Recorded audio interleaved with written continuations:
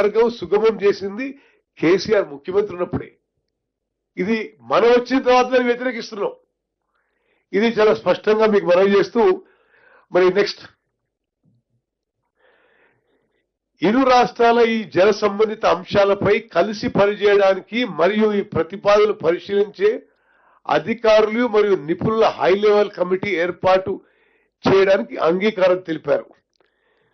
న్యాయ పోరాటాలు మరియు కోర్టు కేసులను నివారించే దిశగా దృష్టి సారిస్తూ ఈ కమిటీకి రాయలసీమ మరియు దక్షిణ తెలంగాణలోని సాగునీటి సమస్యలను పరిష్కరించడం లక్ష్యంగా ఉంచాలని నిర్ణయించారు. వాళ్ళ హయాంలోనే నదులను అనుసాదించే నమూనా ప్రాజెక్టుగా పట్టిసీమ ప్రాజెక్టు పరిగణలోకి తీసుకున్నారు. నెక్స్ట్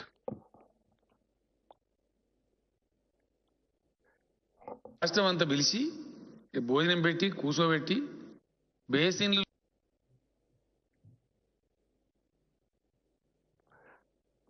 సరే ఇప్పుడు కొన్ని వీడియోలు చూపెడతాం మీకు. రాష్ట్రం అంతా పిలిచి ఆనాడు కేసీఆర్ భోజనం పెట్టి కూర్చోబెట్టి బేసిన్లు లేవు, బేసజాలు లేవు, బ్రహ్మాండంగా నీళ్ళు వాడుకోండి, మేము వాడుకుంటాం, మీరు వాడుకోండి, ఇరు రాష్ట్రాలకు సరిపోను ఇంకో 1000 టీఎంసీలు ఎక్కువ ఉన్నాయి, పిచ్చి కొట్లాటలు బంద్ చేయండి అని చెప్పినండి.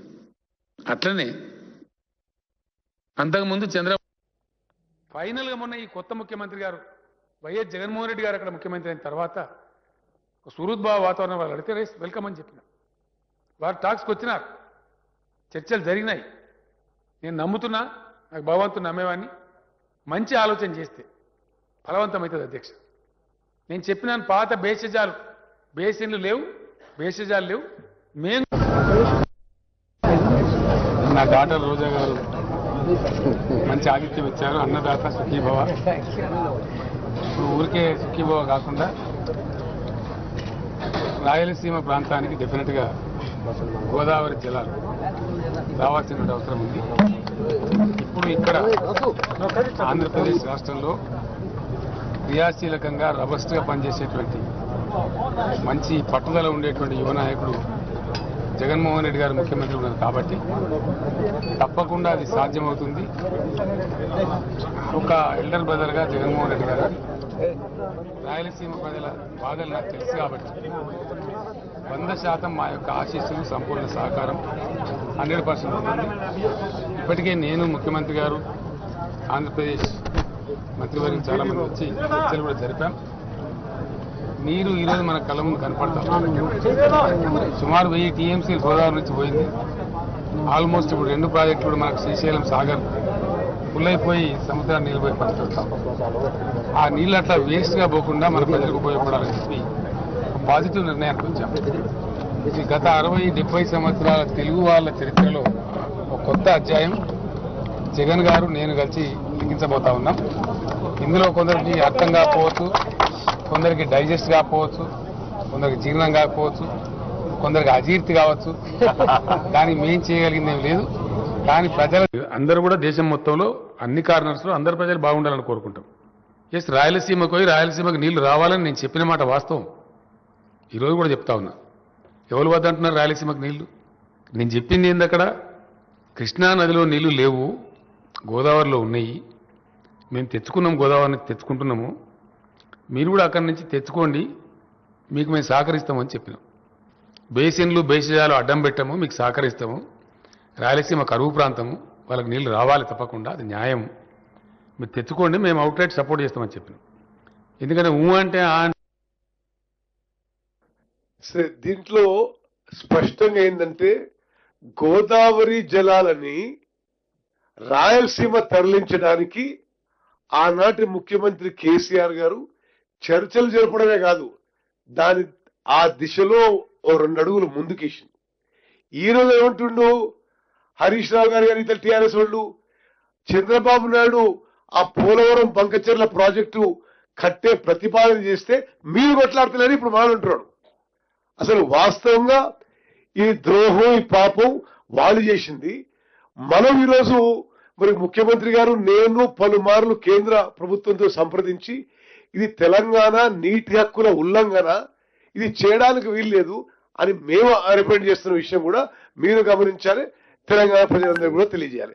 నెక్స్ట్, ఇది కొన్ని మీకు ఆనాటి ప్రెస్ క్లిప్పింగ్స్ కొన్ని స్లైడ్స్ చూపెడుతున్నావు.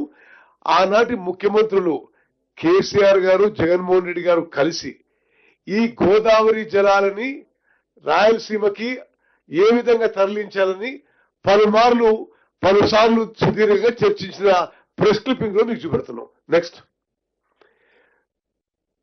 గోదావరిలో సాగుదాం, ఏ విధంగా గోదావరి నీళ్లు డైవర్షన్ కోసం వాళ్ళు జరిపిన చర్చలు. ఓకే, నెక్స్ట్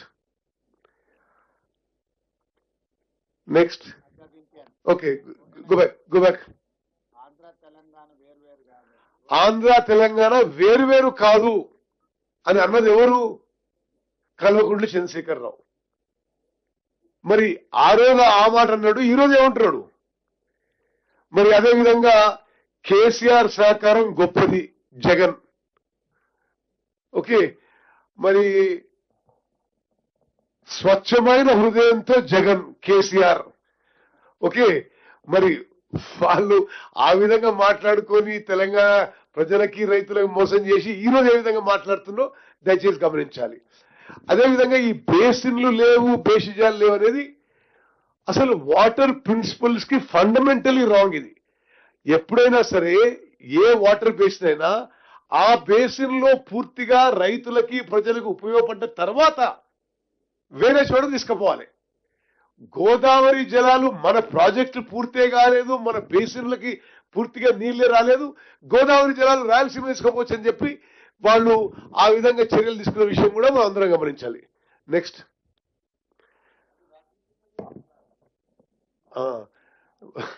సరే, జలబంధం స్నేహపూర్వక వాతావరణంలో తెలుగు రాష్ట్ర ముఖ్యమంత్రుల భేటీ.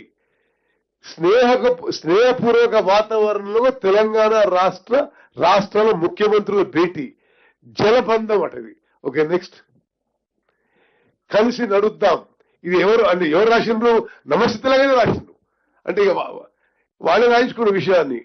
ఓకే, మాకు భేషజాలు ఈగోలు లేవు, వివాదాలకు చరమగీతం, ఇరు రాష్ట్రాల సీఎంలు కేసీఆర్ జగన్ ప్రకటన. ఓకే, నెక్స్ట్,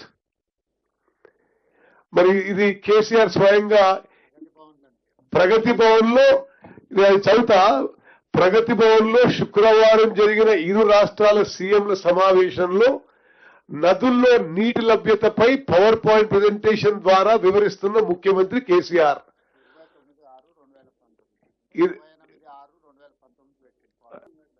అచ్చా, ఇదే రూమ్ అది కూడా. నెక్స్ట్, మా స్నేహం దేశానికి ఆదర్శం. మరి ఈటల రాజేందర్, ఐ థింక్ అది రవీంద్రనాథ్ రెడ్డి అనుకుంటా. ఓకే, రాజేంద్రనాథ్ రెడ్డి, బుగ్గన రాజేంద్రనాథ్ రెడ్డి. ఓకే, ఇదో చారిత్రాత్మక రోజు. రెండు రాష్ట్రాలు అన్ని రంగాల్లో పురోగమించాలి, అన్నదమ్ముల అంశాల పరిష్కారం, సీఎంల భేటీ అందుకు తొలి అడుగు. మరి మీడియాలో తెలంగాణ ఏపీ మంత్రులు ఈటల బుగ్గన. ఓకే, ఆ రోజు చేసిన విషయం. నెక్స్ట్,